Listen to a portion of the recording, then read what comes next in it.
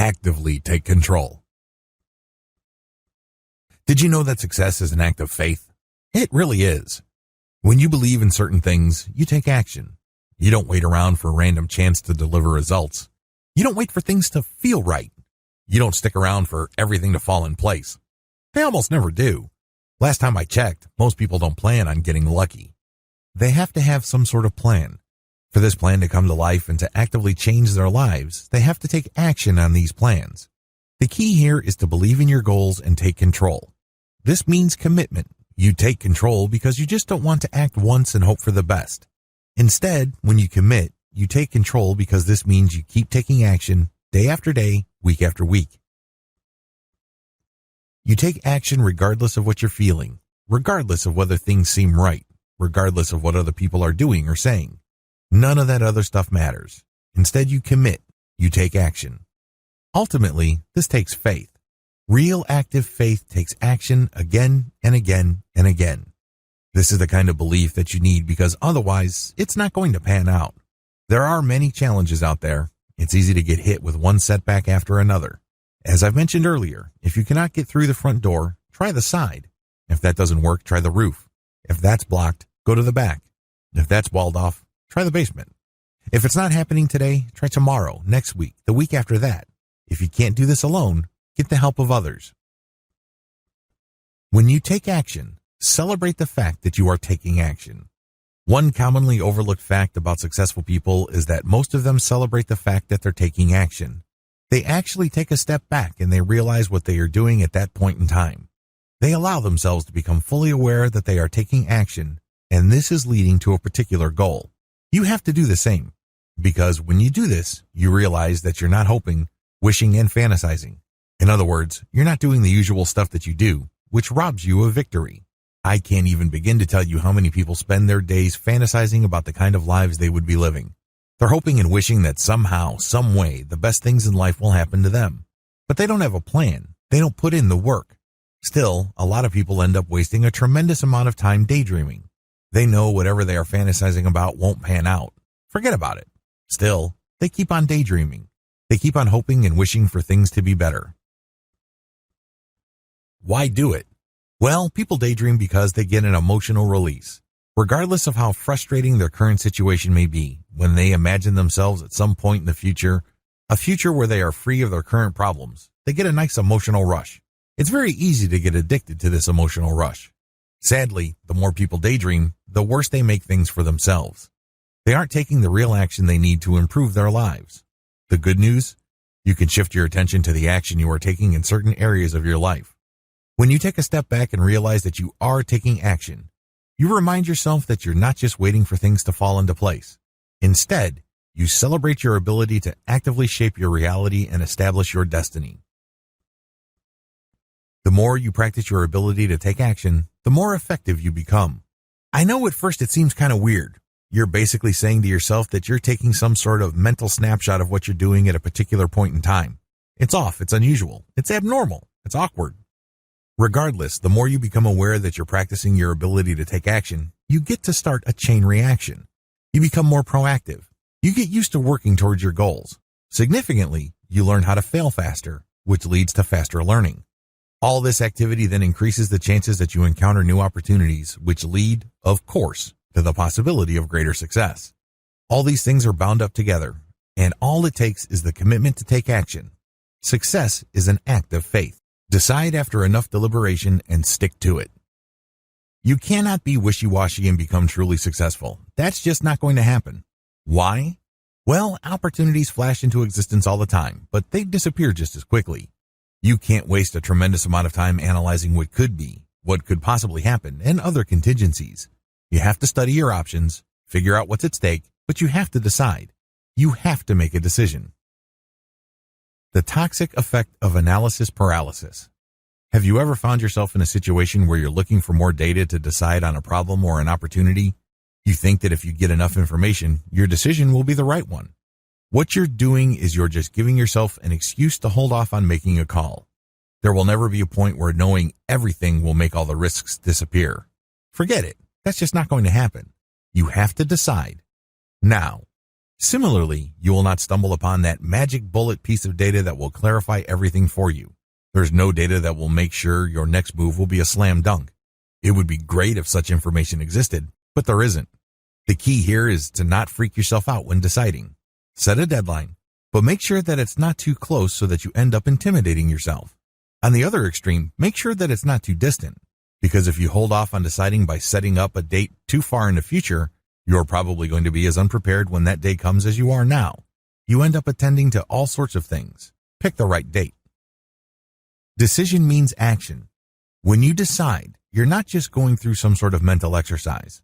When you decide, you commit to taking action. That's the bottom line. You haven't really decided if you do not take action or take on risk. You know you've decided when you are ready to make a move and face the consequences. It also means that you're prepared to say no to things that throw you off or distract you from your new goal. In other words, making a decision means making a commitment. This is not an easy thing. When you commit, you prepare for setbacks. You know that things can and do fall apart, so you're going to go into this situation prepared for all sorts of contingencies. At the very least, you're going to come in prepared to improvise, innovate, or negotiate. Regardless of what you do, please understand that deciding or making a decision doesn't mean expecting things to be smooth sailing. That's not commitment. Making a decision also means knowing when to stop. While deciding means you're going to be taking action and you're committing to the long haul, it also means that you are committing to know when to stop.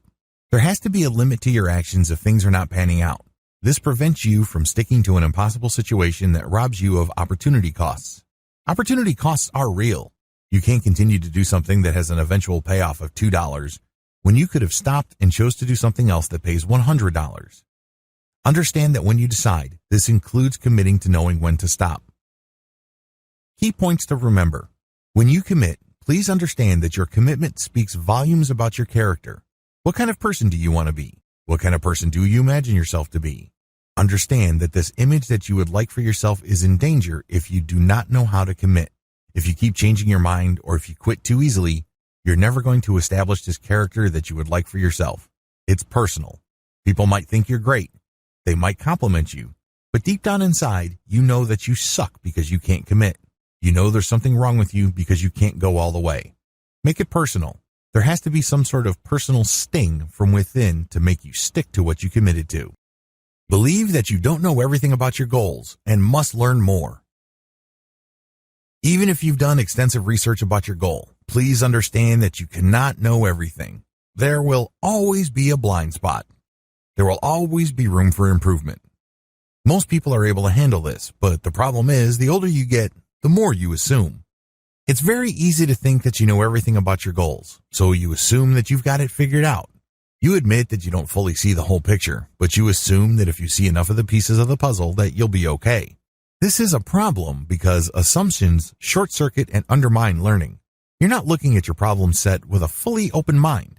Instead, you think that if you see certain patterns, you will just use solutions that you did in the past because this is familiar enough to you. You can't do that. Assume a growth mindset. When you assume a growth mindset, you know that you begin from the initial proposition that you don't know everything. You may have done this at some level before, but you haven't done this exact project before. When you assume that there are limitations to your knowledge, you are more likely to grow. You're more likely to ask for help.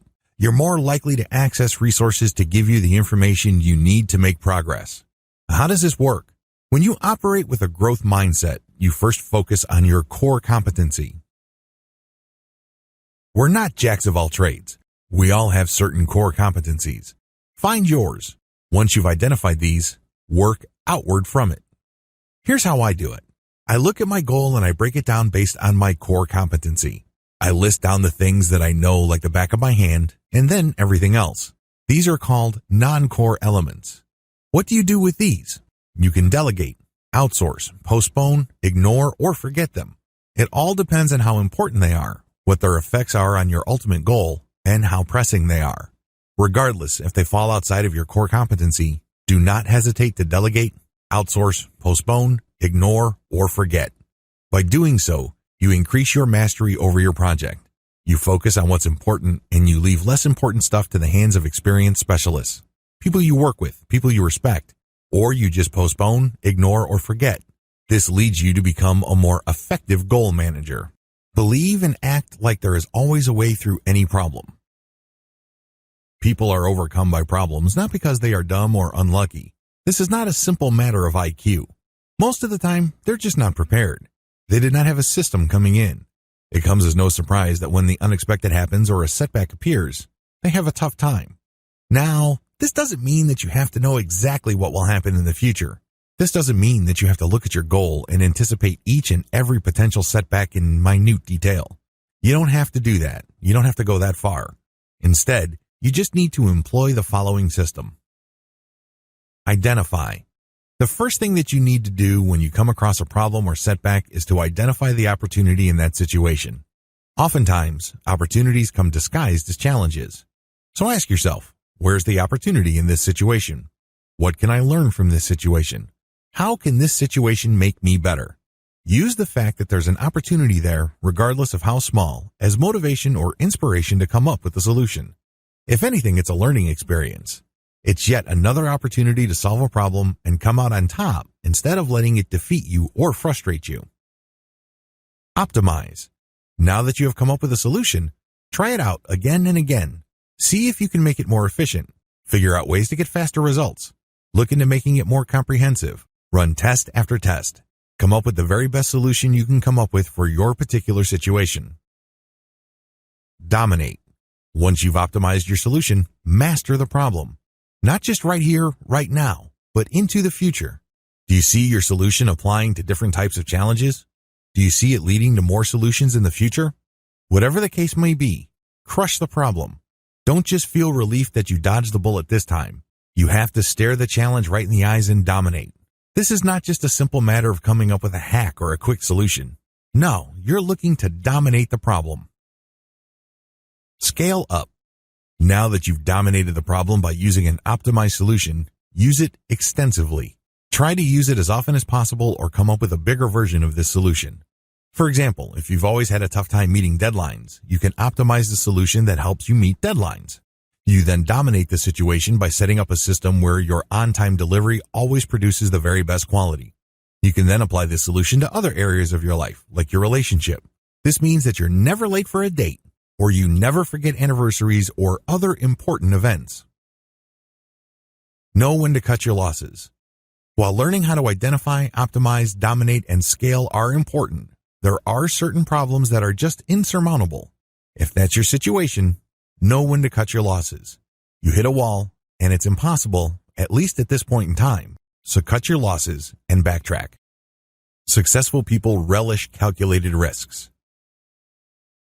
One of the most interesting finance shows I watch features interviews with financial managers. These people manage multi-billion-dollar hedge funds, mutual funds, and other financial instruments. One particular fund manager blew my mind. The interviewer asked him, "What do you do to avoid risk?" The fund manager said, "I don't run away from risk. Instead, I run to the risk that meets the reward that I'm looking for." This floored the interviewer. You actually assume risk? Well, it was kind of an ironic moment because I assumed that if this financial advice show host really knew his stuff, he would not have been surprised at all. One of the long-standing rules of the finance world is no risk means no reward. Put in another way, if you are looking for a high reward, you have to take on a lot of risk. Risk is always part of the package. Successful people know this. Accordingly, they take calculated risks because they know that the greater the risk, the greater the reward. Unfortunately, people trying to copy successful people oftentimes get it wrong.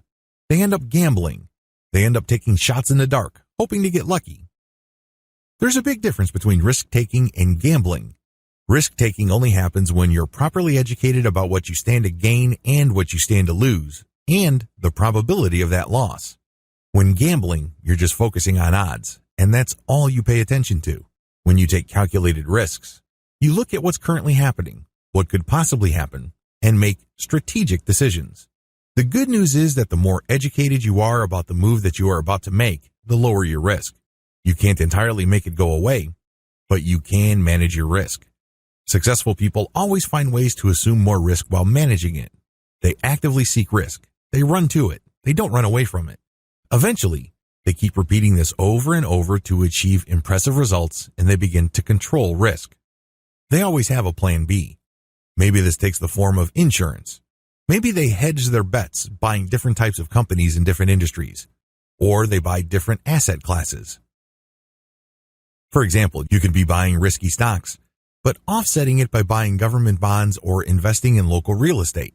In the same portfolio, if they're buying stocks, they would buy blue chip, stable stocks, and balance it out with more aggressive tech stocks. Regardless, successful people relish calculated risks. Risks do not stop them in their tracks. Instead, they seek calculated risks. Best practices when adopting a success mindset.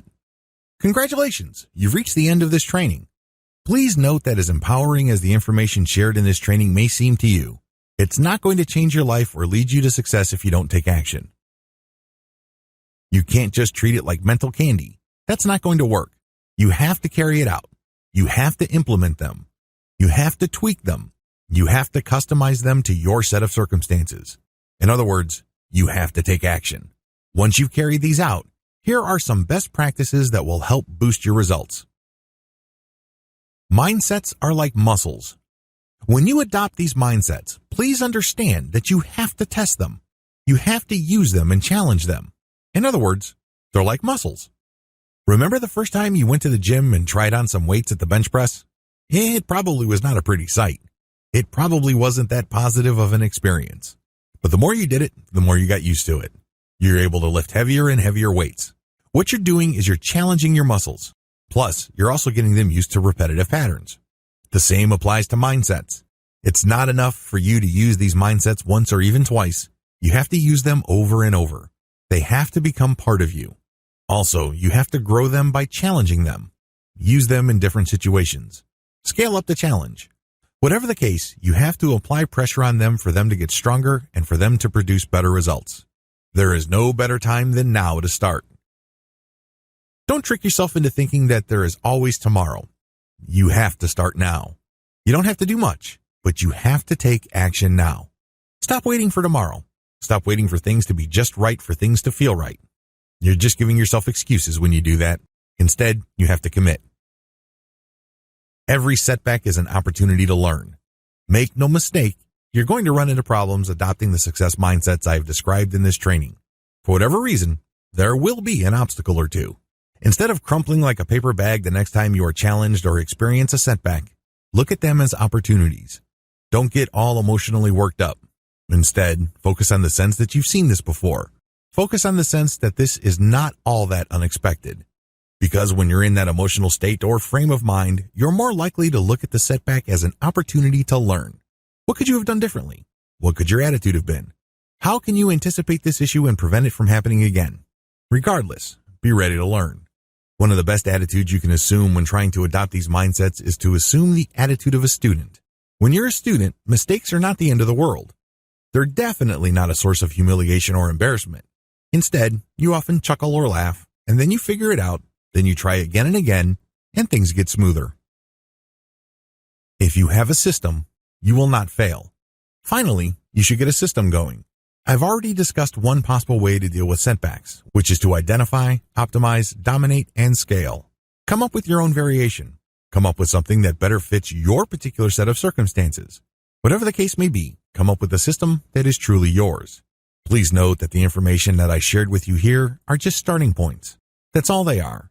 They just lay out a basic foundation. But it's up to you to tweak, adapt, and configure them so they produce the best results in your life. That is your responsibility. That's how you take control over this whole process.